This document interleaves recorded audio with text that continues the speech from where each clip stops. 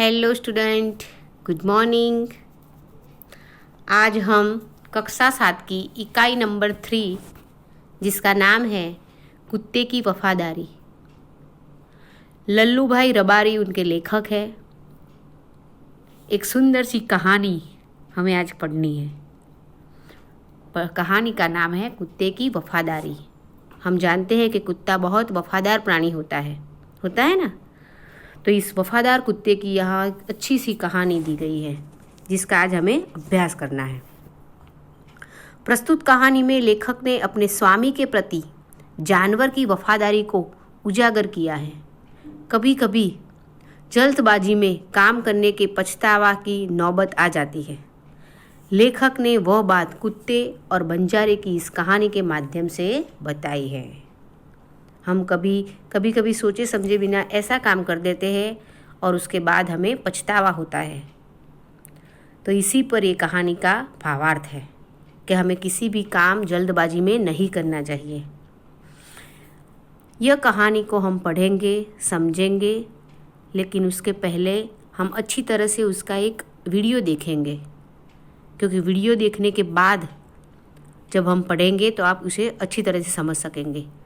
ये कहानी उत्तर गुजरात के पाटन जिले में एक राधनपुर नाम का छोटा सा नगर है, वहाँ की है। कहाँ पे है राधनपुर? तो पाटन जिले में, गुजरात के पाटन जिले में। तो वहाँ की एक कहानी हमें आज पढ़नी है। तो ओके, कहानी पढ़ेंगे, समझेंगे, लेकिन उसके पहले हम उसका वीडियो देखेंगे। तो चलो देखते हैं उसका वीडियो।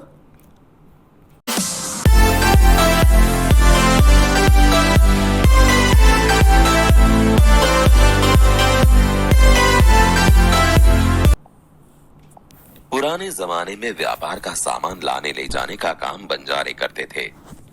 एक बंजारा था।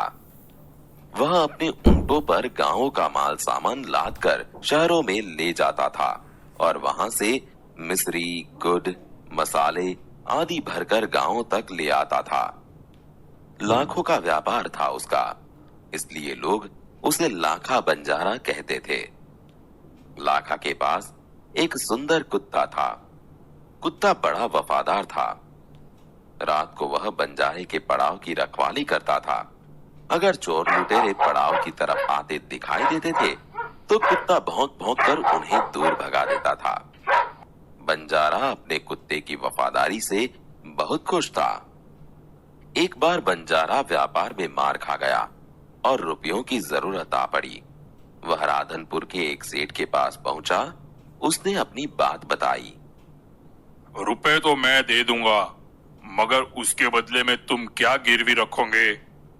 सेठ जी, मेरे पास फूटी कौड़ी भी नहीं है। मैंने व्यापार में सब कुछ खो दिया है। मेरी जबान पर विश्वास रखे और मुझे रुपए दे दीजिए। मैं आपकी पूरी रकम सूद समेत 1 साल में ही चुका दूंगा। कोई बात नहीं, तुम्हारे पास यह कुत्ता है तो तुम इसे ही जमानत के रूप में दे दो। जब तुम सारे रुपए लौटा दोगे तब मैं भी कुत्ता तुम्हें वापस दे दूंगा। बंजारे को दुख तो बहुत हुआ अपने कुत्ते को देने में, मगर कोई चारा नहीं था। रुपए लेकर वह चला गया। कुछ दिन बीते। एक बार सेठ के यहाँ चोरी हुई। कुत्ते ने चोरों का पीछा किया।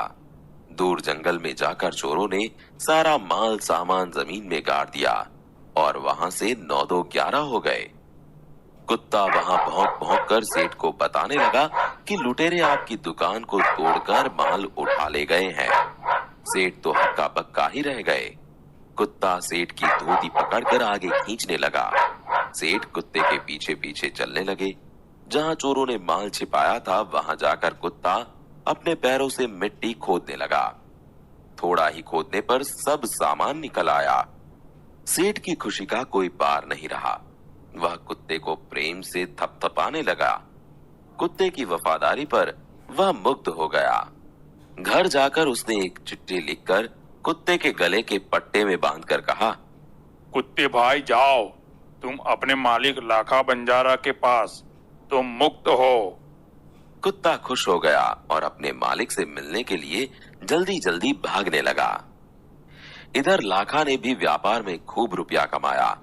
वह सेठ की उसी रकम को वापस करने के लिए उसी रास्ते से आ रहा था। उसने दूर से अपने कुत्ते को अपनी ओर आते हुए देखा। वह नाराज हो गया। सोचने लगा कि कुत्ते ने मेरी जबान काट ली है, उसने बेवफाई की है। अब मैं सेठ को क्या मुंह दिखाऊंगा। उसने आव देखा न ताव, बस कुत्ते के माथे पर लाठी का प्रहार कर दिया। कुत्ता बेहोश होकर गिर पड़ा। लाखा ने देखा कि कुत्ते के गले में एक चिट्ठी बंधी है। लाखा, तुम्हारे कुत्ते ने मुझे सूद समेत रुपए लौटा दिए हैं, अतः कुत्ते को मैं मुक्त करता हूँ। उसने मेरे घर चोरी किए माल सामान को वापस दिलवा दिया है। खुश होकर मैंने स्वयं इसे मुक्त किया है। लाखा तो चकित हो गया। वह चिल्लाने लगा, हाय हाय, यह मैंने क्या कर दिया, हाय यह मैंने क्या कर दिया। वह कुत्ते के शव को अपनी गोद में लेकर फूट फूट कर रोने लगा। लेकिन अब पछताए होत क्या, जब चिड़िया चुग गई खेत।